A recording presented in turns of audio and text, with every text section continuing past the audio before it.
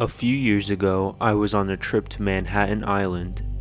Being the idiot I am, I left my cash and some of my luggage in a taxi. I was stranded in the middle of New York and I needed to find a hotel quickly.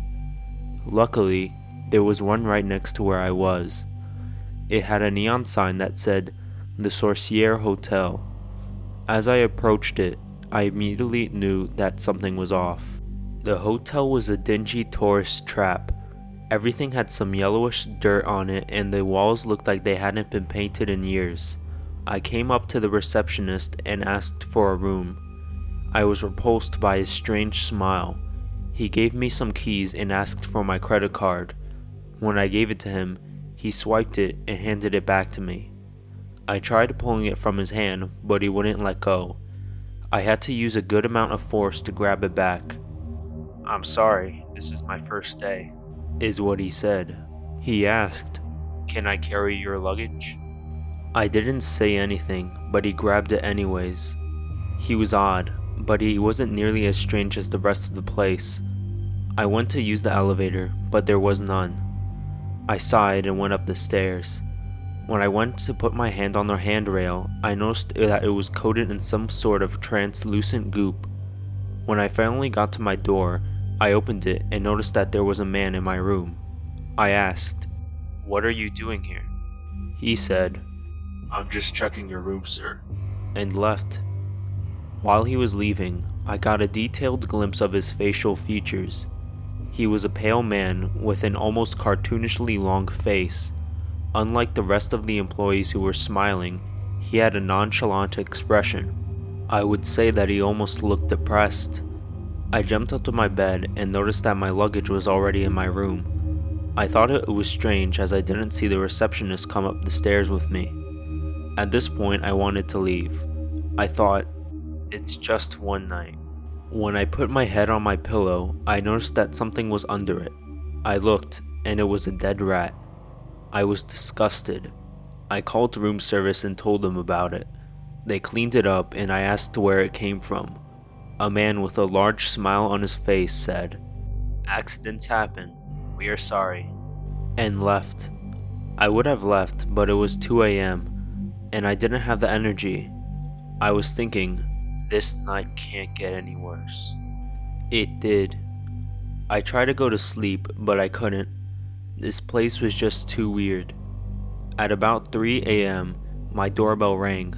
I looked through the people and saw that pale man who was in my room earlier. I opened the door and he said to me, "Hello, I am the owner, Gustavo.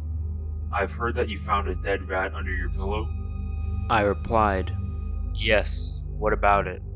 "I'd like to give you some compensation. How about a night for free?" I was about to say something when he left abruptly. What was wrong with these stupid people? While I was trying to sleep, I could hear fighting from the other room. It sounded like two people were trying to kill each other. I could hear loud sounds of somebody being slammed against the wall. After a few minutes of this, I heard intense screaming. I didn't care how tired I was going to leave now. As I went to the door, I saw something through the people. It kind of looked like a human, but with 10 fingers on each hand, rough and colorless skin, and purely white eyes. Its mouth was wide open, exposing its sharp teeth that were covered in blood. I stumbled back and hid under my sheets. That's all I could do at this point. At around 6 o'clock a.m., I was going to leave this place no matter what. I got out of bed, opened my door, and bolted out. I was running down the stairs when I tripped. Gustavo helped me up and said, "Leaving so soon? You have another night for free." I escaped his grip and ran to the main lobby. There were at least 50 employees in here, and they were all standing in a circle. When I came in, they all looked at me with their freaky smiles. At the same time, they all said, "Leaving so soon? You have another night for free." They chanted this over and over while I ran out the door. When I got outside, I felt a sense of relief. I called the police and told them what had happened. They went to check the hotel, but it was gone. In its place was an old apartment building that hadn't been used in decades. If anybody has an experience with the Sorcier Hotel, please tell me. We need to uncover this mystery.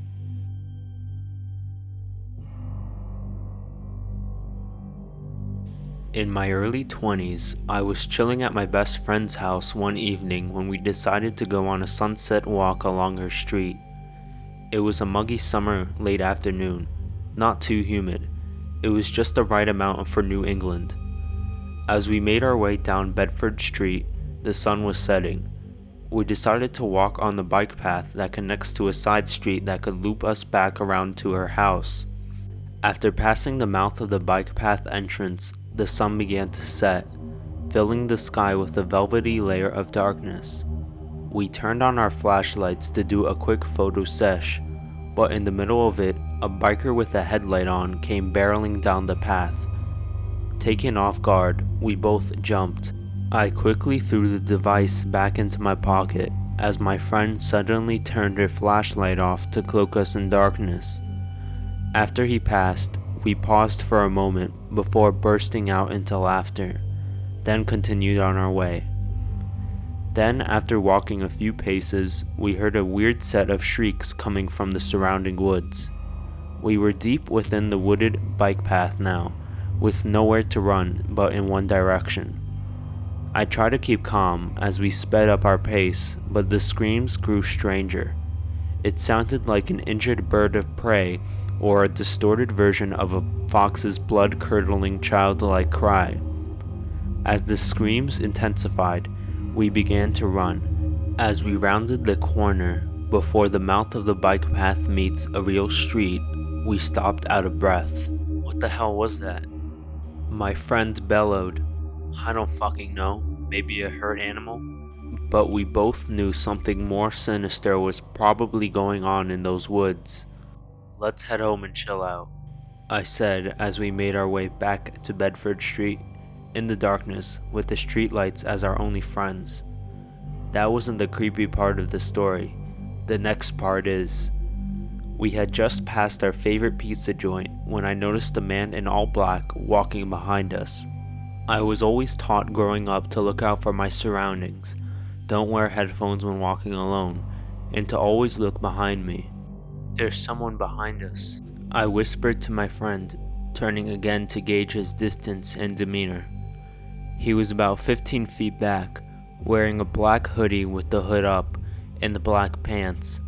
In one hand was a plastic bag from the grocery store, barely filled, and in the other was a long wooden staff. We picked up our pace as we made our way past the pizza joint and closer to the first entrance to the bike path that we had taken before. The streetlights in this section are sparse, and we were in a patch of darkness when I turned around again to see where the staff-wielding man was. He was right behind us, less than a foot and staring directly into our souls. Well, I assumed he was because I couldn't make out a face. It was all darkness. I screamed and so did my friend in shock. We bolted across the road to the other side of the street. This is where the story gets blurry, probably from a bit of trauma. The hooded man slowed down his pace, watching us as he continued walking on the other side of the street. I kept my eyes on him as my friend began freaking out about the whole situation. Remembering what I was taught, I looked behind me and saw another hooded man bellowing toward us. Confused in pure terror for a moment, I looked across the street to find the first man chasing us. He was still there. Where did the second man come from? Was he hiding behind one of the trees that lined the front of the public waste building? We sped up, unsure of where to go and nervous, as we were about to approach the mouth of the bike path again. I could feel the adrenaline surging through every particle of my body. I turned again to check our surroundings, and this time, both men were right behind us. I don't know how the first guy teleported across the street without both of us noticing, but somehow he did. Staring up at the blank and empty hooded faces, I felt an unrivaled sense of absolute fear. "Run!" I screamed to my friend as I booked it into the middle of the street, the safest place I thought. In my frenzy to escape to the middle of the road, I didn't realize my friend was still on the sidewalk, frozen in fear, staring up into the faces of both hooded creatures. "Run, please run," I bellowed, but she was stuck, unable to move from the terror that she faced. I sped over to her, grappled her shirt until I clasped her arm, and pulled her back with me into the street. It took a moment for her to move, but she eventually broke from the paralyzed trance she was in. As we ran down the middle of the street, I led us toward the warm neon lights of the closed pizza joint, feeling that was the safest place for us, in public with plenty of light. I looked toward the area we had just run from, trying to scope out these creeps.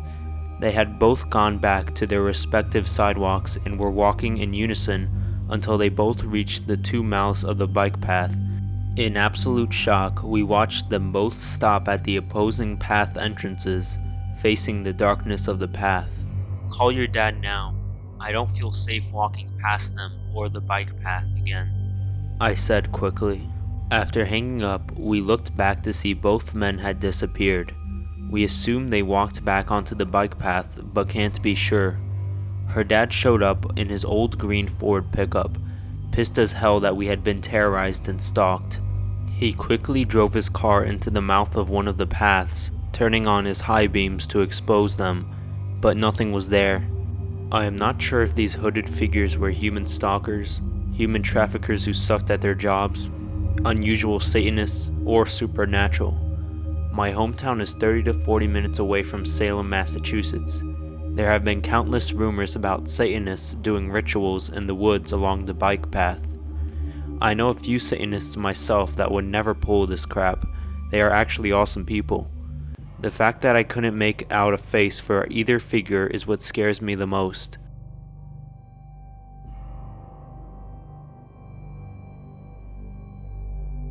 About 4 years ago, I was hired by a contracting firm that oversaw the remodel and occasionally tear down and reconstruction of old and dilapidated buildings. Work was about 10 miles away from home, which meant for almost a half-hour trip of driving each time. For the most part, I jammed music during the drive, half of which was simply being stuck in traffic. One day, however, they closed off the usual route I took to reach work. Being left with no choice, I pulled up the GPS and looked for an alternative route. There was only one other route, which took about 5 more minutes to get through. I placed my phone in one of the storage compartments in my car and began driving. The drive was pretty normal, with traffic at about the same places as always. That was until I got to the detour. As I approached the fork in the road, I realized that there were few, if any, other vehicles on the road. I found this weird since there was traffic not 5 minutes ago back on the same road. However, I brushed it off and veered left. Right after I entered the road, I felt something. That feeling was dread. At the time, I didn't know why. What I didn't know at the time was that the sense of dread would soon turn into the sense of sheer terror. I continued on, eventually reaching work. We worked as usual, going over to some reconstruction sites, laying down floor plans for the rebuild, and everything else in between. However, that road was still at the back of my mind. Once I got back into my car and started driving, my sense of dread grew as I was approaching the road. Once again, as I approached the road, there was no traffic, no cars behind or ahead of me. I nervously continued on, reassuring myself that everything was fine, and it was all just a hallucination. Until that is, I saw a house. At the end of a little dirt trail off the road, the sight of it was enough to send chills down my spine. After all, it wasn't there when I went to work. It was an old house made of wood. The area to its back and its sides was densely forested. The house itself was small enough to be a cottage. Vines were growing over it. It looked like nature had taken its toll on the house. I drove home as fast as possible, almost rear-ending a fellow driver on the way. I vowed to forget about the house, not thinking of it ever again. But think of it was exactly what I did. The thought of it lingered in my mind, with a desire to see what's inside being born and slowly growing. That night I had a dream. I was driving through the same road. All of a sudden, I stopped right next to the dirt trail. I was walking towards the house. I was taking slow but confident steps. I didn't feel any dread at all. When I peered through the window, a family sat at the dining table, laughing and talking. As I was looking at them, one of them, the youngest, turned to the window and saw me. Then, one by one, everyone turned their heads towards the window. I turned to run away, but I tripped and fell face first onto the dirt. I could hear the door behind me open and then rapid footsteps, but before anything could happen, I woke up. Perhaps it was just a subconscious mind playing tricks on me, but the entire dream felt very surreal, as if I had actually gone up to the house, as if I had seen the family eating dinner. The next day, I took the same route to work. I scanned for any signs of the house, but I couldn't find it. It had disappeared. When I was returning from work that night, however, I saw it again. The very same house as the one I'd seen the previous day. Weirdly, however, I felt attracted to it. I felt a feeling of warmth. It almost felt as if the house was inviting me to come in and see what lurked inside. I shook off the feeling, however, and drove home as soon as possible. That night I had the same dream. I stopped by the dirt trail, went up to the house, peered inside through the window, and saw the same family I'd seen the previous night in my dream. However, something was different. I no longer tripped and fell. I no longer heard footsteps behind me. It felt exactly how I'd felt previously that evening. Warm. I went to work as usual for the next 3 days, and the same events would occur. The house would magically appear in the evening when I returned from work, and I would have the same dream each night. However, the dream got shorter each day. One night, I woke up right after I had reached the window. The next night, I woke up after I parked my car near the dirt trail. The next night, I didn't dream about the house at all. This string of events made me curious. I wanted to explore the interior of the house. If that wasn't possible, I at least wanted to explore the general perimeter of the house. So the very next day, I got ready. I packed a flashlight along with the revolver I stored for emergencies somewhere inside the house.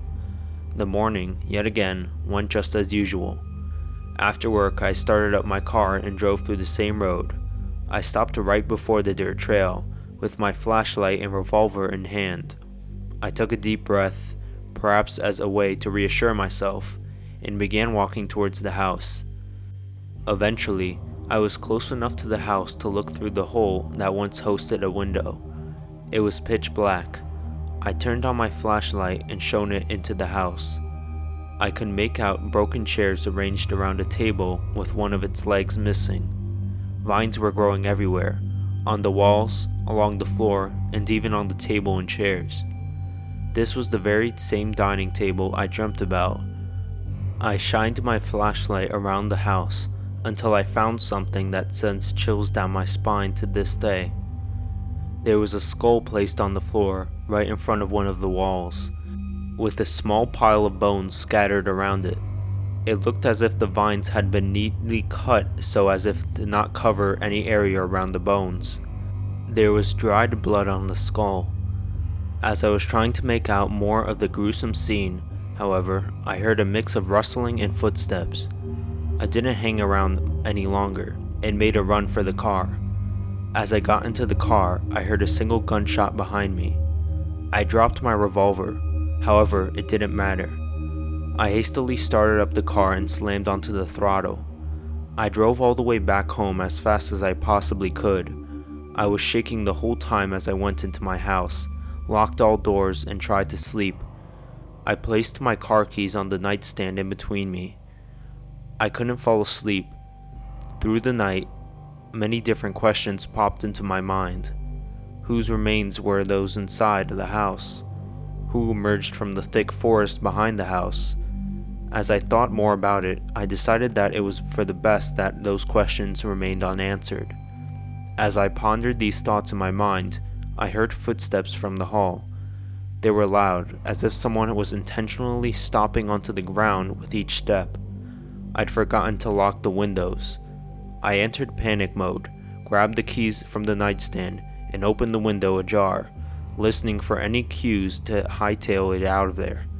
When they started pounding on the doors to one of the rooms, I pushed the window open, hopped into my backyard, and made a beeline to the car. I got in, locked the car, and once again drove as fast as possible. I looked through the rearview mirror, and this time, someone was actually chasing after me. I couldn't make out much about them, but they were tall and wearing a black hoodie. I decided that my best course of action would be to get on the highway and stay at the motel until I had everything sorted out. I was never coming back. I stopped at the motel after about 2 hours of driving. I had enough money on me to move to a safer place, provided I managed my finances properly. I checked in and tried to sleep. This time I was successful in falling asleep. I woke up the next morning and sent a resignation letter to the work email ID. I found a studio for rent halfway across the country for a pretty decent price. The next week or so was mostly spent on driving, eating in fast food chains or local diners, and sleeping in cars. Once I moved in, it took a while, but I found another job, and since then, my life has been pretty good. However, I occasionally think about that incident, the lack of traffic around that specific road, the house, the family, the unknown person that shot at me, and the person that broke into my house. Was there any chance that they were the same person? If so, how'd they get to my house so quickly? And why'd they stop giving chase? Well, I guess it will remain an unsolved mystery.